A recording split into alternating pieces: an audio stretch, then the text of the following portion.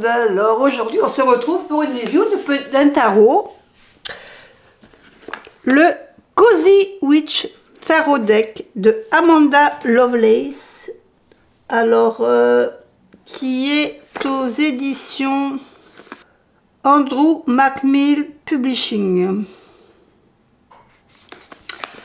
Alors c'est un jeu qu'on voit pas trop souvent sur les réseaux. Alors là, je sais, au niveau du prix, là, je vois qu'il était à 25 euros, 25 $.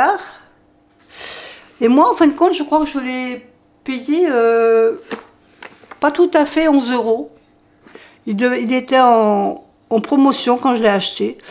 Bon, ça fait un petit moment maintenant. Donc c'est une boîte cloche, très jolie boîte. On a un petit livret en anglais.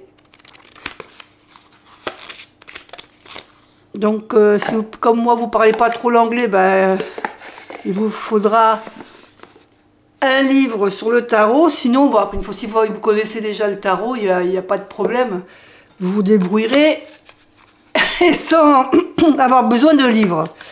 Ici, on a un dos. Alors, je vais poser comme ça. Le focus va se faire dessus. On a un dos donc qui représente les coupes, les pentacles, les deniers, les épées. Donc, c'est un dos sympa. Moi, j'aime bien. Il est neutre. Les tranches sont blanches. La qualité des cartes, voilà, elle est bonne, mais sans plus. Comme c'est un peu carton, je trouve. Donc, voilà, il faut faire peut-être attention qu'à autant ça s'abîme pas trop. Et puis, je vais vous faire découvrir cet univers un peu. Alors, on dit witch, mais bon, vous allez voir que c'est la sorcière un petit peu moderne. Donc, je vous laisse avec ces jolies cartes et on se retrouve après.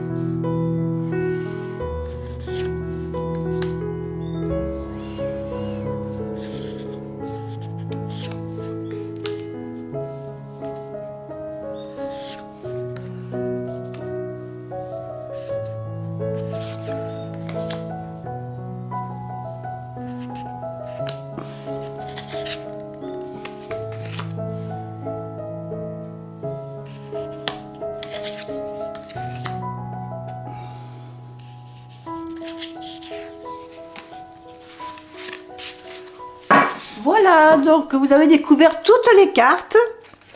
Donc vous avez vu, c'est un jeu qui est assez moderne, hein, qui représente assez notre vie de tous les jours. Donc les cartes sont mates. On a ici le nom de la carte avec son numéro et en dessous on a des petits mots ou des petites phrases clés pour nous aider dans notre interprétation. Donc moi je le trouve sympathique cet oracle. Je me dis que même des fois on peut s'en servir comme un oracle et pas comme un tarot. On peut même allier les deux, hein, interpréter la carte en tarot et puis après, suivant l'imagerie, se diriger un peu comme un oracle et l'interpréter à sa manière.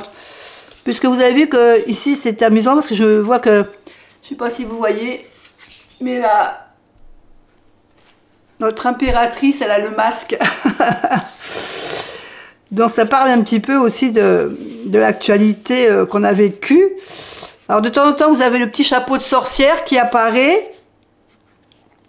Mais je trouve quand même que c'est... voilà, oui, l'ermite, là, on est dans sa chambre. Cette carte, j'ai l'impression qu'elle me représente. Parce que c'est vrai que je suis très bien dans ma chambre.